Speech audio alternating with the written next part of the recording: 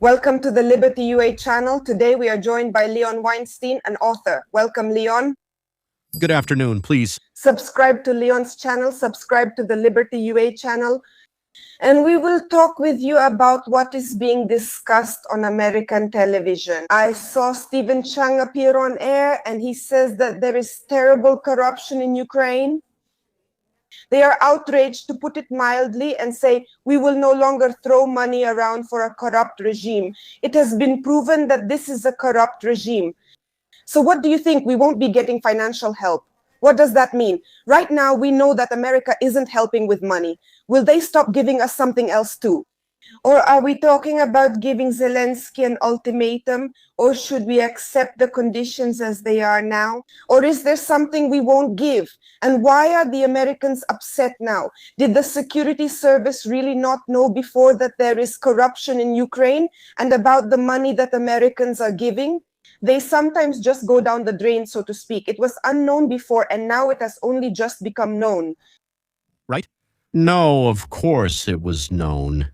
And of course, well, what they call the inner circle, they knew about it well. Moreover, there were publications in the Wall Street Journal, which means the business community reads it and discusses it. Then there are all sorts of secondary publications about this. The New York Times wrote about it and so on. But there are people like Chang. He's probably one of our top experts on China, right? I don't know, so to speak, he looks completely European, but the last name Chang shows that he has some connections with China or Asia, and he really has written many books, so to speak, and is an advisor to both the president and Congress on this issue. And even if he is not an official figure, of course, in some sense he is a spokesperson for official Washington. Well, it just means that some decisions have been made, and these decisions are now being announced in the media in order to bring back, as they say, to create an atmosphere, right? That is, to bring back some things that people kind of already knew and to focus their attention on them again. But why right now? Honestly, I don't know why exactly right now because, well, it's hard to understand all the complex multi-layered plans, especially at the very beginning. Then you start to say, oh, that's why something was done there, right? But, of course, due to the fact that, well, this trip happened, the trip and meeting with Xi in China, in October there will be a second meeting with Xi here, then there will be a third and a fourth by the end of the year, but not special meetings anymore, just at various summits. Nevertheless, they are already planned, and their meeting schedule is set. Besides, I have to say it's very strange to me, but a lot of newspapers, magazines, and media outlets wrote that nothing happened there. That Xi won, then Trump won, then someone else won, right? In my opinion, in a sense, something like Yalta II happened, or rather, not happened yet, but is in the process of happening. And the second thing that happened is that Trump started an election campaign, not for himself, but for his party. In November, we will have as many, I think everyone, the whole world already knows, I think, yes, what we will have. We are waiting in Ukraine, yes, because by that time the war should be over. Sorry for interrupting you, but we are waiting. But it has to, but it won't end, I'm afraid. So yesterday's event will have a serious, in fact, a very serious impact on how the war ends, or maybe the day before, namely the attack of 500 drones deep, so to speak, inside Russia. And mainly the fact that there were two, in general, serious explosions in Moscow itself, I think at Sheremetyevo and near the entrance to some facility, somewhere quite central. In Moscow, in front of the entrance to some enterprise, somewhere near some kind of facility. I just can't recall which one right now. It's some kind of defense-related facility, but, so to speak, it's not important which one at the moment. What matters is that as soon as this happened, photos and videos of the aftermath immediately spread all over Russia. Instagram was showing, so to speak, millions of views there. And Russians, maybe for the first time yesterday, realized that they are within reach. And from a war that is happening somewhere out there, you could say, oh, we've been flying there for a long time or something like that. But no, here it is. You know, sometimes there's that drop, that boom, and then it starts to spill over. Or it's like the straw that breaks the camel's back and then it starts to give way. Before that, it didn't. Or maybe the hump broke. So yesterday, it seems like that was the drop when at least, if not the government yet, then the residents of Moscow, Russia, and other places, mainly big cities, started saying to themselves, wait a second, what is this? Can something really reach us too? Really, is that possible? And it suddenly starts to change their attitude. And as for the war, it's like something that's happening somewhere else. Not my kids, basically, not my money either. It's money from sales. They all understand that the money from oil sales will never reach them, never in their lives. That's why they don't see it as their money. Not my kids, not my money, not my home, as they say, not my problem. Every evening I go there to walk my dog, and twice a week I go to a cafe, and no one stops me from doing that. And I take a cigarette, and I think about how it's the Ukrainians again. Well, that's what they deserve. You shouldn't be a fascist or something like that. Yeah, so suddenly I'm caught up in it. I'm in the cafe, and that bomb could hit. There they are, those bastards, the Ukrainians. Bastards, Ukrainians, bastards, bastards. Well, it could hit me, and that's when something serious happened. Well, I would say that another serious thing happened, that at almost the same moment, just a few hours apart, the Iranians sent 3 drones toward the nuclear reactor, and 2 of them were shot down. And the third one made it. It didn't reach the center, it didn't reach the reactor itself, but it doesn't matter. It hit some part of something, some electrical supply or something. And it also struck near the reactor. I mean, it was like 100, 200, 300, I don't know, maybe 500 meters from the reactor, so it was really close, which immediately changed another thing. There was a taboo in the world against firing at nuclear reactors. Even when, let's say, Putin was bombing Zaporizhzhia, the Zaporizhzhia nuclear power plant, they still didn't bomb the reactors themselves. We showed that we could, that we wanted to, but they never crossed that line. Yes, and this isn't to make Putin look good or innocent. It was just a global taboo. And so people were sitting, so to speak, in basements or in caves. Iranians who say, so to speak, they'll wipe us out. And in order not to be wiped out, we'll do whatever it takes so that we aren't wiped out. Or, so to speak, if we are to die, let everyone else die too. They kind of showed that they are ready for that. So then we'll blow up your world if your world wants to blow us up. So, 2 serious events have happened, which of course will have an impact on the continuation, ending, and development of these wars. And the third thing, as I already said, in general, in my opinion, there was an agreement between China and America about not dividing the world. Like in Yalta, this part is yours, this part is ours. But now the situation is different. But there was an understanding between these 2 countries that pulling like Yalta or showing off who has something bigger in their pants, so to speak, isn't the way. It doesn't work, so to speak, because it makes things worse for both sides. This problem needs a different solution. China basically is suggesting to divide the world into 2 parts. Again, I don't know how, I don't know where, but so to speak, into 2 spheres of influence. America with the former Monroe Doctrine, now the Donroe Doctrine since it's a revised concept.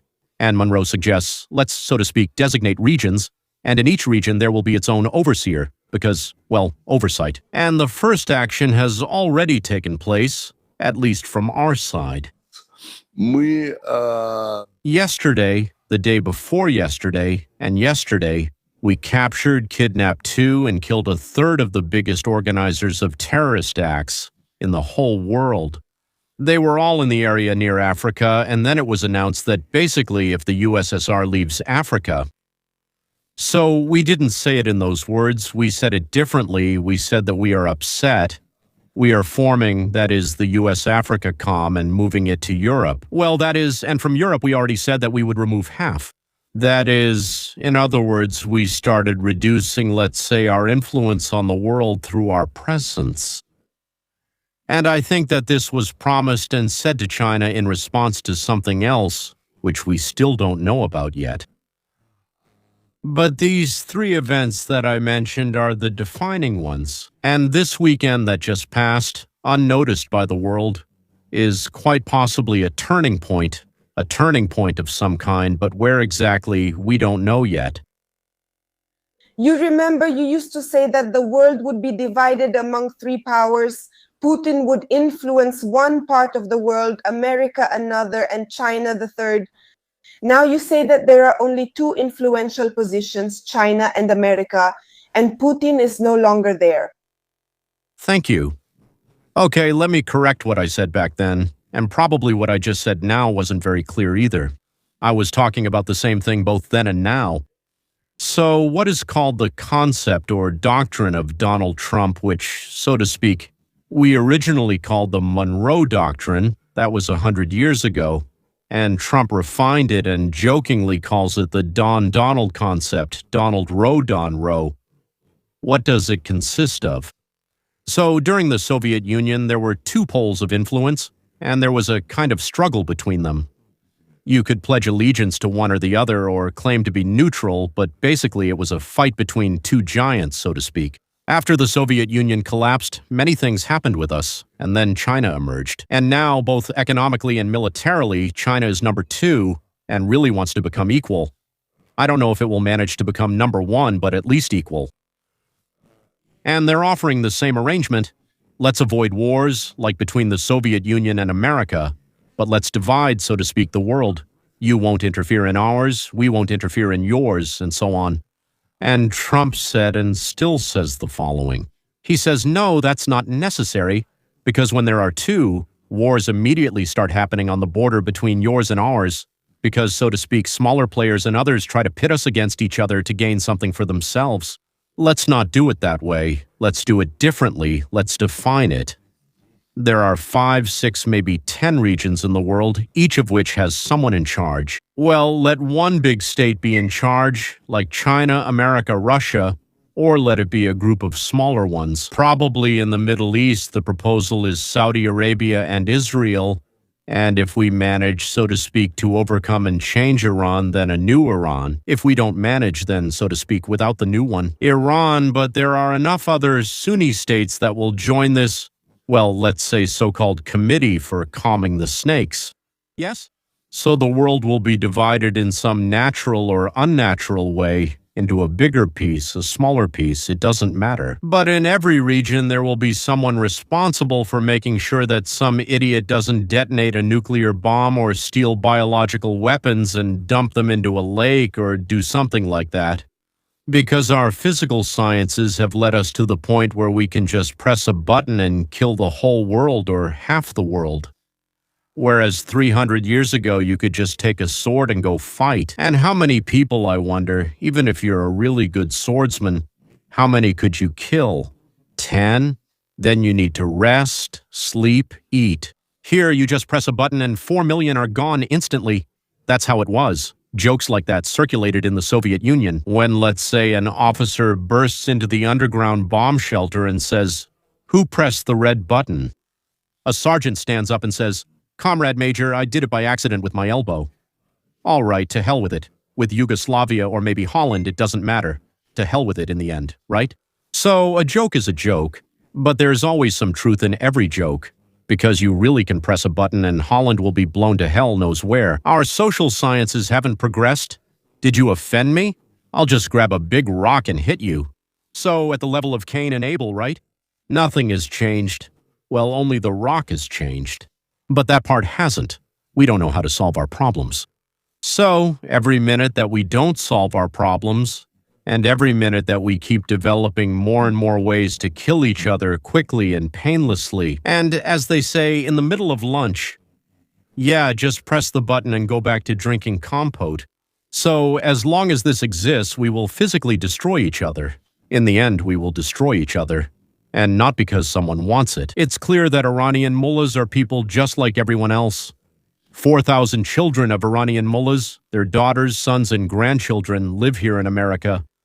They undress, walk half naked on the beach, and post things on Instagram that even we blush at, knowing what they know. And over there, for something like a strand of hair showing, their fathers, their uncles, their grandmothers, and grandfathers stone people to death, beat poor people just because their skirt turned out to be a little higher than the ankle, right? That's it. And at the same time, his daughter here is showing off, excuse me, how well everything that needed to be shaved was shaved so she can walk around naked. This is happening at the same time, and her dad is sending her kissy messages. This is the same dad who ordered 42,000 people to be executed just because they dared to do something, right? In other words, they're just people like everyone else. But they just chose a method, and it just so happened historically that this is their way of getting money, fame, and so on, whatever they want. But at the same time, based on, let's say, today's Muslim ideology, because other religions have already gone through this period, but they haven't yet, it produces fanatics. And you might accidentally end up somewhere up there and there's some fanatic who has half a kilo or maybe 3 grams of something that could poison 1.5 million people. And that's what we don't want. That's why everything that's happening now is happening. We can't, we don't want to, we can't, we don't have the money or the appetite for it anymore. We can't fly around the world and stop every stupid story like this, right? We used to travel the world constantly. Because of this, people say we're aggressive or bad, but we never left any goals unfinished. We conquered plenty and never left anything incomplete. So we could have taken over Canada too, but we didn't. Mexico. And Cuba, well, now, so to speak, we'll kick those guys out. Well, we'll probably make a deal there. Castro, the younger Castro, Raul Castro's grandson, Raulito. So there, Vovchik, if we say it our way, it's not Vladimir, but Vovchik. So he's now negotiating with the CIA with our people, and they'll agree that they'll be left alone, and in return, as they say, they'll open up Cuba. Whether it takes a year, 3, 5, or 10, it doesn't matter. So we clean up around us. We're getting rid of 2 types of people. We really don't like drug dealers, and we really don't like communists. That's it. As for everything else, it's your business how you live. So get rid of the communists and drug dealers, and we'll be friends with you, and then, well, yeah, we'll fly over you, keep an eye on you so you don't put together drones with some kind of nuclear charge, right? That's it. And everything else will be divided up, split somehow into 8, 10, 20, well, into 20 years, into 10 pieces, and each will have its own leader. Well, of course then, so to speak, problems will start. But at least for some period of time, we've come up with this concept to calm everything down. 20 years will pass and new problems will come up, but at least for 20 years, things will be calm. That's roughly the situation in the world as I see it. Ukraine, I remember you said that it falls under Russia's influence. Most likely, yes. But look, what does influence mean? Because you can use it to scare people or you can choose not to. I remember 56 years ago when I talked to Ukrainians, I was finding things out, not because I wanted something. Yes, so to speak, yes, I don't like Putin, I don't like Putinism and so on. Back then, I still thought that Ukraine was a bright spot in a dark place, yes. And so when I was asking Ukrainians, tell me, what do you see as the negative aspect of the federal structure of Ukraine? They talked to me as if I were an enemy of the people. And all that Russia wanted at that time was for Ukraine to adopt a new constitution. It has no right to interfere, it doesn't, but after Ukraine didn't do it, 1 million people died, right? They didn't have the right, they didn't. They're bastards, but 1 million people died. What did 1 million people die for? I'll tell you now. Because Russia was saying split into, say, 10, 18, 20. It doesn't matter how many regions. 34 regions will obviously be under our influence. They're Russian-speaking and so on. We're not planning to go into anyone's territory. We are not planning to conquer anyone. We won't do that. All of them said it, though not in those exact words. And all we want is for any decisions about war to be made according to your constitution. By 3/4 of your regions, yes, I don't know, maybe something like that. By 3/4 of your assembly, or whatever it's called, Rada or something like that. And you won't have 3/4 for now. In 10 to 15 years, everything might change, but at the moment you won't have it.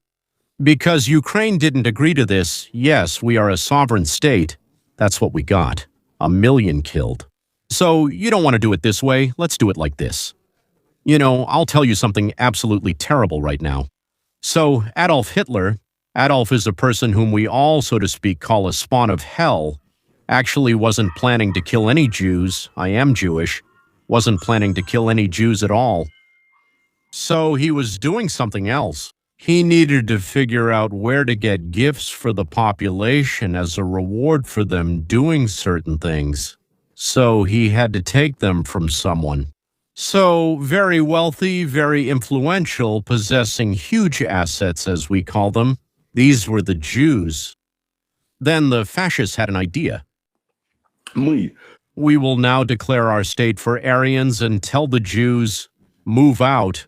But before that, we will make arrangements with one or several countries to take the Jews and let them even pay us for it. Hitler's concept was to offer Europe or America or anywhere else to take the Jews and to pay for it. And the Jews leave, they take their pearls, but they leave behind their factories, their plants, and so on. And so we hand this over to the Germans and their lives get better and better. Right? Wonderful. They tried it. Not a single country in Europe agreed, so they went to America. Something unpleasant happened.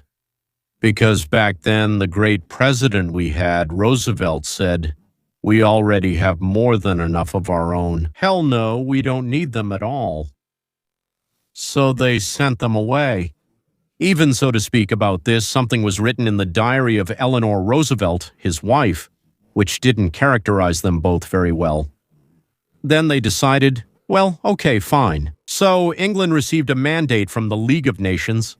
It was called the Mandate for the Organization of a Jewish State. They received it in 1923, because in 1922, Lord Balfour, who was the British Foreign Secretary at that time, wrote an article saying that the Jews, well, for 2,000 years they've been traveling, they are the foundation of our religion, they are the foundation of our morality, they are the foundation of our philosophy. And we should, so to speak, help them regain their own state, just like now people are talking about the Kurds, right? So let's say for the fact that they've been there for 2,000 years, in 1923 there still weren't any concentration camps. And in 1923 the League of Nations, which was later dissolved, gave a mandate to England, to Britain, to organize on that territory. And that territory included today's Israel, today's Gaza, today's West Bank, a part of Lebanon, a part of Syria. So all of it, including, so to speak, well, and Jerusalem in the center, right? This whole piece, which exactly repeated the outlines of the two Jewish states, that is, Judea and Israel. Well, so to speak, there were two countries before the Exodus. First, there was an exodus from one, then another, and so on. They've wandered for 2,000 years. What did the English start doing? They began to do everything they could to prevent this. By the way, Eichmann arrives as the second in command. Then he became the top official at Auschwitz, right? Eichmann, so to speak, and I don't remember who was in charge. He was the deputy head. They settled, I think, in Tel Aviv, if I'm not mistaken. They open a representative office in Germany, and they start negotiations with Britain saying that, well, we have, so to speak, a certain number of Jews. Maybe 1 million, 500,000, 2 million. I knew the exact numbers earlier, but I can't remember them now. So let's move all of them over here then. Each year we'll send you around 300 or 400,000 people to settle, bringing their money and families. What matters to us is that they leave. And the British said, well, let's give it a try. Let's let in 30,000. They let in 30,000. After that, all the documents are there. The British themselves set it up. So they hired Arabs, organized pogroms, and then they declared that the Arab population was against it. And they said, for now we can't do it, let's put it on hold. They paused it, then said no one would be allowed in. Moreover, toward the end of the war, when people started arriving from the camps on ships and boats and so on, and the Jews who left Auschwitz for Israel, the British shot at them, sank their ships and turned them back, forcing them to go back out to sea just so they wouldn't arrive, even though they had a League of Nations mandate for it. That's what I'm saying. After that, Hitler decided that he would, so to speak, destroy everyone. If nobody wants or needs them and they're in our way, let's destroy them. The Germans then chose to systematically exterminate them. By no means, I hope you don't think I'm justifying them, right? Enough people died there. I'm thinking about something else. I was thinking when you were saying that, I kept wondering who initiates, who brings Bangladeshis, Indians, and people of other nationalities to Ukraine. To exterminate Ukrainians at the same time, it has to happen through the war, because we don't send these people to war. Our mayor says, for example, that they need to pave roads, improve infrastructure, and build factories. They need to work at the plants. Our authorities want them to work there. Why does anyone want this? To exterminate Ukrainians in the war and settle our country with these people? Why do this? Do you understand? Well, I didn't know that it was your own leadership doing this. I know that the Russians, they brought in everyone from North Koreans to Chinese and all sorts of other people there to fight. Yeah, because it's easier for them to hire some North Korean there for dumping some reactors or something like that. By the way, as far as we know, one of the promises in exchange for 10,000 North Koreans was to deliver several alcoholics, nuclear engines for submarines to North Korea. We sank two. The rest, we don't know. As far as I know, we managed to get them through, but they didn't. Well, I don't know. I don't know what the Ukrainian leadership is doing in this regard. Honestly, I don't really see a parallel between what I was talking about and what you asked, but I just don't know about it, so I can't tell you. Can you say if things turn out the way you suggest, that maybe Ukraine will come under the leadership or influence of Russia? We talked about whether that could be bad or good. So it's not that terrible, it's not good, but it's not as scary as we fear it is, if I understood you correctly. Well, yes, approximately, let's put it this way, what is now formed in Ukraine. For me, as someone who lives far away, yes, but sometimes when you're far away, it's easier to understand the general structure, and sometimes you don't understand what's happening. Yes, that's why I never comment on internal affairs there, whether in Israel, Ukraine, or anywhere else. These are countries that I kind of keep an eye on, but I still don't comment. So what seems to us from here is that Ukraine has already formed a system that is very similar to the one that was established in Russia in 2000 or maybe in 2003. I was definitely there. I was just present at the beginning. I've already talked about it. I was in St. Petersburg when, so to speak, the Putin era was dawning.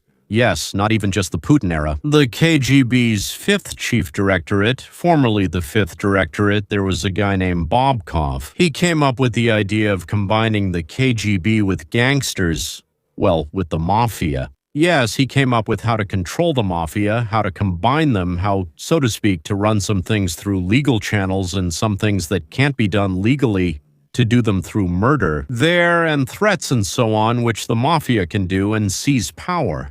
And the first and very successful experiment was the experiment in St. Petersburg.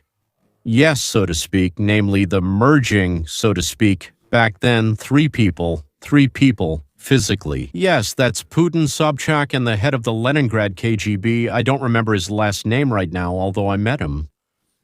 They became the owners of the Lomonosov port, and through this port tons and tens of tons of drugs went through, coming from Afghanistan to Europe and so on, and so on. From Colombia, so to speak, cocaine was coming in, which was then redistributed, guarded by boats and troops, by military vessels, so to speak, Russian, Soviet, well, already Russian, yes, that were in the Leningrad district, and therefore under the mayor. And I even remember when Interpol was tracking a ship that was carrying cocaine, and it entered the port, and they reported it. So, what do you think, which ship did the patrol boats of the Leningrad port chase away? The ship with the cocaine or the ship that Interpol was after? Which one do you think? They accepted the ship with the cocaine. I think they expected and welcomed it. They unloaded it immediately and said, "What cocaine? We didn't see any." When the Europeans wanted to check, they replied, "What are you checking? Leave," and so on. So this collusion took shape in St. Petersburg, and then, so to speak, it influenced the fact that Yeltsin's people, 3 people, were deciding who would be the next president, not the people. The people never decide. And these 3 people decided on Putin and started organizing the Chechen conflict in order to bring him to the top. A decisive man fighting there, and also Sobchak, who, so to speak, well, a liberal fighter, so to speak, a beloved hero, and so on. That is, they created a legend, pushed him through, and apparently he didn't go after any of those people afterwards. Neither her, Yumashova, nor her daughter, what's her name? Diakova, and not Yeltsin's daughter, Yeltsinskaya. That is, none of the people who brought him in and crowned him. That is, they fulfilled their part of the promise, and he fulfilled his part of the promise. And so, according to all the information I have from afar, I'm finishing up now, right now in Ukraine, the same thing that was done for Putin has been done after he moved from St. Petersburg to Moscow. And what are the prospects for this organization, for this system, in your opinion? Where do you think this will lead the people and the country? It's much easier to get rid of an external enemy than to get rid of an internal one. That is, either you defeat it, or you stop and reach some kind of agreement, so to speak, or you close yourself off with walls and say, this is mine, and that, so to speak, is not mine. And it's like you cut off a leg from the external enemy and got rid of it, right? But it's impossible to get rid of the internal one because it is you. The people can never do anything except during moments of bloody uprisings.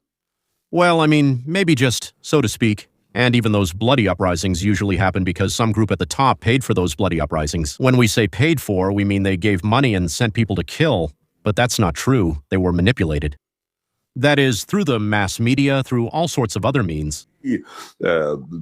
So to speak, they spread rumors about some bloody murders that are attributed to some other side. People start getting outraged, they go out, so to speak, and someone gets killed. Sometimes it works, sometimes it doesn't. If it works, then another junta takes over. And according to my historical knowledge, there has never been a case where, after something like this, people's lives became better than they were before. Usually it's worse. That is, they have a feeling of euphoria, of victory. They are given barrels of honey, like the Streltsy. Well, by honey, I mean honey with alcohol, right? So they are given mead, they get drunk. They get raped, they rape someone else, someone gets killed. Then, when they wake up, it turns out, so to speak, there's nothing to eat. And they have to build again and serve someone again. Well, wonderful. Yes, and Saul turned out to be not the one who was killed yesterday, but some other one, someone who matters. And most of those who usually helped, they try to get rid of them quickly and so on. What exactly will happen in Ukraine? So, on the one hand, your superiors hope that nothing will happen. That is, the only thing they are afraid of is taking some step that will cause a bloody riot. Because if today, so to speak, after losing 1 million people, we now give away half or a third of Ukraine, then some part of the population might get outraged and start killing. So, what is it called over there? Is it Benaya or Branaya or some street like that you have there, right? That's it. And now, they are, of course, looking for opportunities, both with the Americans and with everyone else, to present things in a way like, it could have been even worse, but I saved the people and did it this way. Yes, it's a sacrifice, but nevertheless, otherwise you all would have perished. So far, they haven't figured out how to do that. Basically, they want to keep those insane amounts of money they've made during this war, and if possible, stay in power, because they understand that as soon as they lose power, they'll lose both the money and possibly their lives. So they haven't figured out how to do that yet, and the Americans also haven't figured out how to What? not even to provide, but to assure, to convince, that's it. If you do it this way, then, so to speak, neither you will perish, nor will your money be lost. Well, maybe some of the money will be lost, but basically you'll have enough to live for another 456.5 years. Because, well, the same thing they stole, as I understand it. I didn't count what's in their pockets, but a lot of our money left here and was clearly not spent on weapons and on everything else, so the problem now is that you can defeat an external enemy, but how to defeat the internal one is still completely unclear. Defeating the external enemy, if we're talking about peace in Ukraine, can China help us in any way? And what about Putin's meeting with representatives from China, with Xi specifically? We heard that Wang Yi said China can constructively help in the diplomatic process. Do you believe that China will help us achieve peace, to make a peace deal? No, I don't believe it, because from my point of view, it isn't clear yet, and why would China need this? That is, for China, on the contrary, the weakening of Russia is beneficial, because in the Russia-China relationship, China wants to dominate. And the strengthening of Russia means, well, let's say the status of a more or less equal partner. Why do they need it when China is an unequal partner? Russia needs a lot from China. China says, give us your oil and goodbye, and if necessary, they'll take someone else's, not your oil, but someone else's. Yes, but for them, so to speak, it's more profitable and so on to take Russian oil. But in principle, they have an alternative, while Russia has no alternative. If China stops, that's it. Yes, there's no one else. It's the same as with Iranian oil. Yes, the Iranians theoretically say we can sell to anyone, but in reality, only China buys from them because no one else does. So I don't see why China would want Russia to, let's say, win. And by win, I mean the war stopped. Not that they really won. If it didn't stop, then it would recover and things would be better for Russia. Is that what you mean? So China doesn't want a Russian victory, but it also doesn't want a defeat either. So by defeat, you mean the end of the war in any case, because any ceasefire would mean either instability in Russia. If 700,000 people who are involved in this war return home and have absolutely nothing to do, like when the Afghan war veterans came back, do you remember what happened then? Well, maybe you don't, but I do. No, I remember. I've heard this story. I thought these stories were about China. And here there are 200,000 frontline soldiers and 500,000 more around. They're coming back, but there are no jobs for them. There are no jobs. What do? Well, they rob. What else do they know how to do? They're angry. They've seen death. Their comrades died. Their fiancé was taken from them. Their lives were taken from them. Everything was taken. And now they're going to take it back. Especially since they understand better than anyone else that something inside them might come out, you know? Well, some of them will join the National Guard, some will go to Africa to restore order there. Former Wagner now, so to speak, they're called African troops. I think African Corps. Yes, African troops in Russian, that's it. Well, only a small group, maybe 200 people. What about the others? Did they all go out to kill? That's why it doesn't make sense for Russia to end the war, and it doesn't make sense for China either. So, no, I don't believe it. I don't see it. The only way to end this war is through an agreement with the Americans that there will be some kind of line, so to speak, you on one side, us on the other, and that's a ceasefire for some number of years. No one will give it to you. No one will give it to anyone else, not for the rest of your life or for 1,000 years ahead. I mean, I can easily sign something for you for 1,000 years ahead, knowing that in 10 years it won't be my business anymore, you understand? Go sort it out. So as long as I don't see, well, as long as the leadership of Ukraine has no desire to end the war and prefers, so to speak, to give up territory for something, honestly, I don't see an end to the war. And even, for example, when the elections, which is what we started our conversation with, are held for Congress, that also won't help us stop the war in any way. Trump isn't focused on us and it won't affect us in any way. Well, look, the elections will elect Congress. Let's imagine that it's democratic.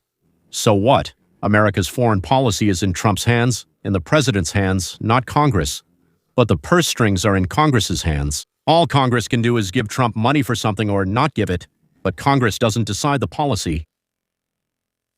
That's why we can only rely on ourselves. People shouldn't rely on the authorities, but simply on themselves. What we can do, how we can communicate our wishes to our authorities, that's how it will be. I think the only thing you can do, again, it's really easy to give advice from afar, you know, when you're giving advice from a distance, right? The only thing we need to do, what we can do, is to demand new elections and choose someone who will solve this problem, not drag it out. Yes, but demanding new elections is impossible right now. It's just not possible by default. If you follow the law, if you go by the law, it's impossible because there's a war. When there's a war, there can't be elections, there can't be a concert either, but there was one. Nothing terrible happened. People came to the Boombox concert. But to go and say something against the military recruitment center, against the president, or against some kind of theft, that's not allowed because there's a war going on. But yes. Look, the war has been going on for 64 years, right? 70, 79 years, 14?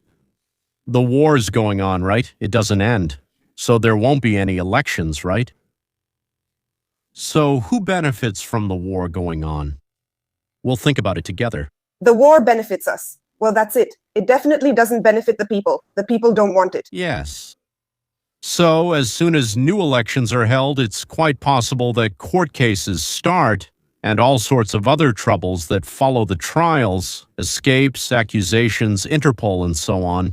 I'm not just talking about Zelensky specifically right now. I mean the whole bunch, from Mindich to Schmindik. And by the way, I'm not at all sure that the current makeup of his cabinet, well, his administration, is any better than the previous one. Well, it's not. Yeah. Or that it will be better than this one. You're not sure either? Yeah. That's it. So the only thing Ukrainians can do is demand new elections. Period. Honestly, I don't see anything else. What else? Thank you very much for this conversation. I think it was useful for our viewers. Thank you. Subscribe to our channels, like and leave comments. Thank you for joining us. Goodbye.